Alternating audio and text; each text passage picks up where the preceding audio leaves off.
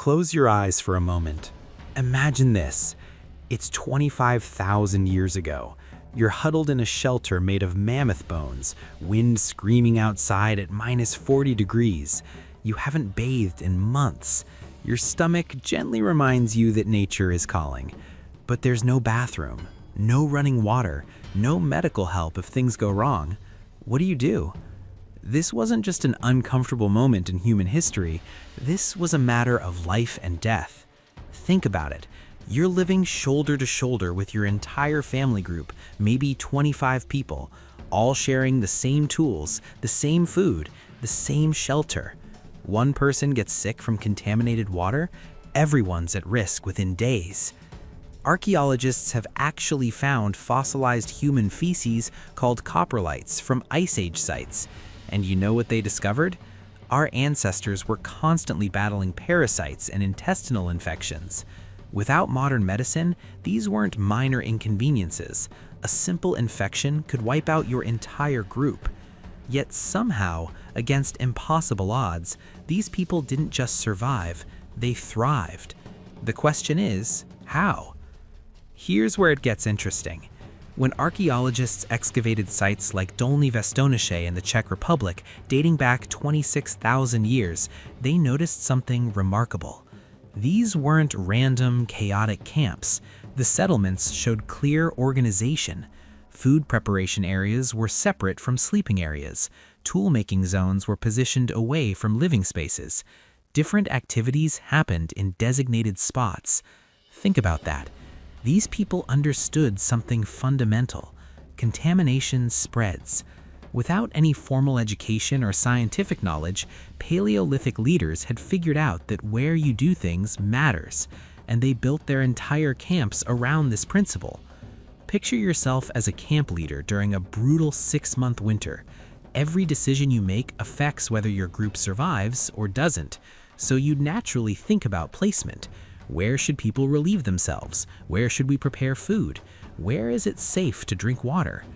Our ancestors were solving complex sanitation problems using nothing but observation and experience. Here's something most people don't consider. They turned the deadly cold into a weapon against disease. When temperatures drop below freezing for months on end, human waste freezes solid within minutes. This wasn't a bug, it was a feature. Frozen waste could be moved away from living areas easily, and the extreme cold, it killed many of the parasites and pathogens that thrive in warmer conditions. Our ancestors figured out how to make winter, one of humanity's greatest enemies, work for them instead of against them. It's the kind of creative problem solving that came from truly understanding your environment. Now, the question everyone's wondering, what did they actually use to stay clean? The honest answer is, we can't know for certain, but based on what archaeologists have found and how recent hunter-gatherer societies work, we can make educated guesses. In warmer months, they likely used soft leaves like lamb's ear and mallow, which modern science confirms have natural antimicrobial properties. Imagine that.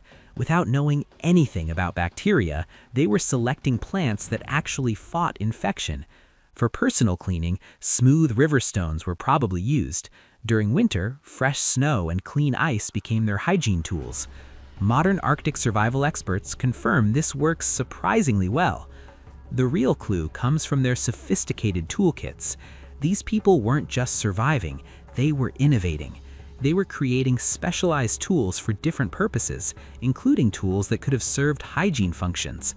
The sheer variety of tools found at these sites tells us something important. They were problem solvers.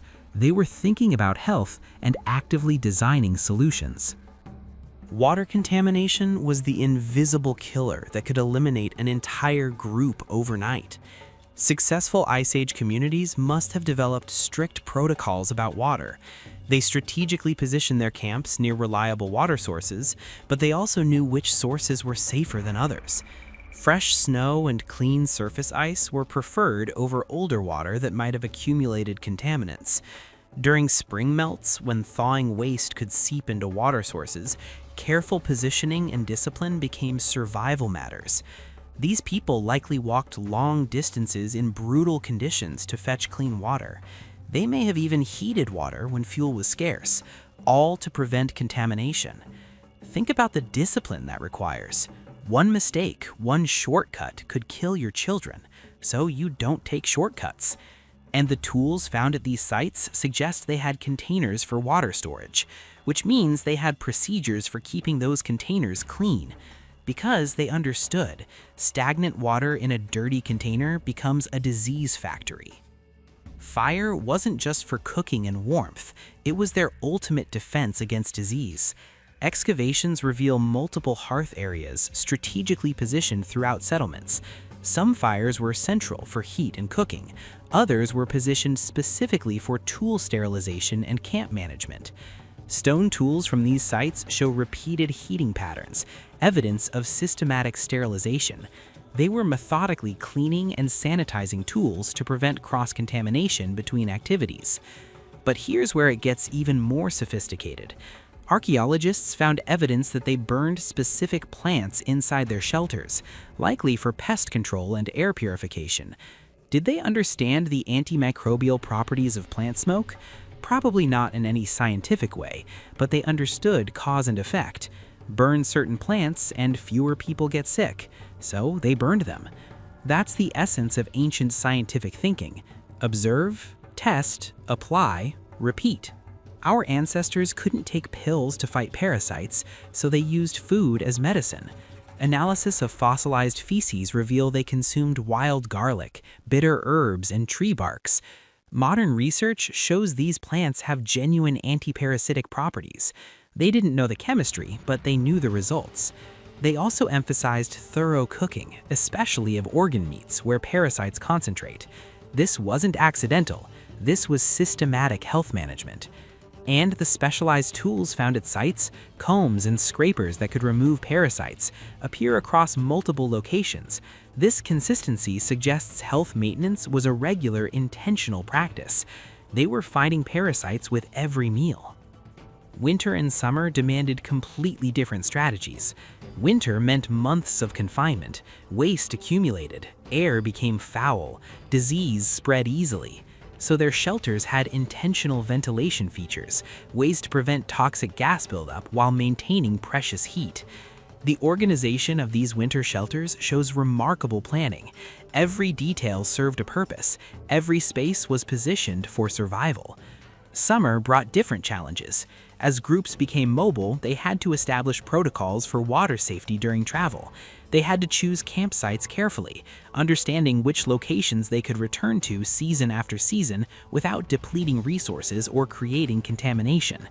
Evidence shows certain areas were occupied repeatedly across generations. This wasn't random wandering. This was environmental stewardship.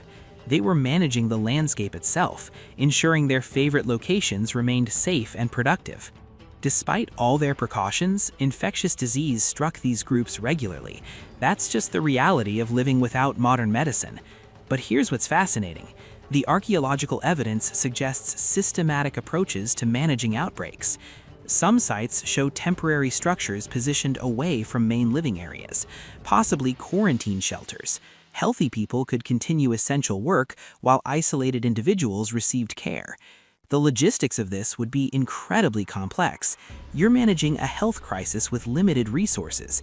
Sick people need care, but healthy people can't risk exposure. One mistake and the disease spreads to everyone.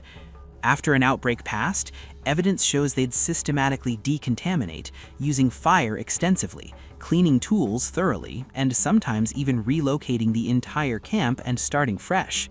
They understood something critical. Surviving the immediate crisis wasn't enough. You had to prevent it from happening again. What emerges from studying these ancient people is a picture of remarkable sophistication. They weren't just reacting to problems, they were designing integrated systems that addressed multiple challenges simultaneously.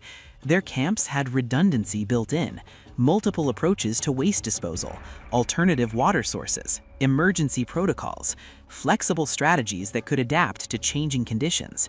This required social organization and leadership.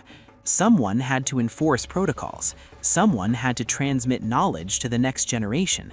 Someone had to prevent individuals from taking shortcuts that endangered the group. They essentially created the first public health systems. The immune system adaptations that developed in these people from constant exposure to pathogens continue affecting human health today. Our ancestors shaped our biology through their health practices. Modern military operations in polar regions still use waste management principles based on what these Ice Age people discovered. The core concepts are timeless. Isolate your waste, protect your water sources, use fire or heat for sterilization, maintain systematic hygiene. Whether you're using stone tools or modern equipment, sanitation challenges in harsh environments remain similar. And there's something else: the psychological resilience required to maintain complex protocols under extreme stress.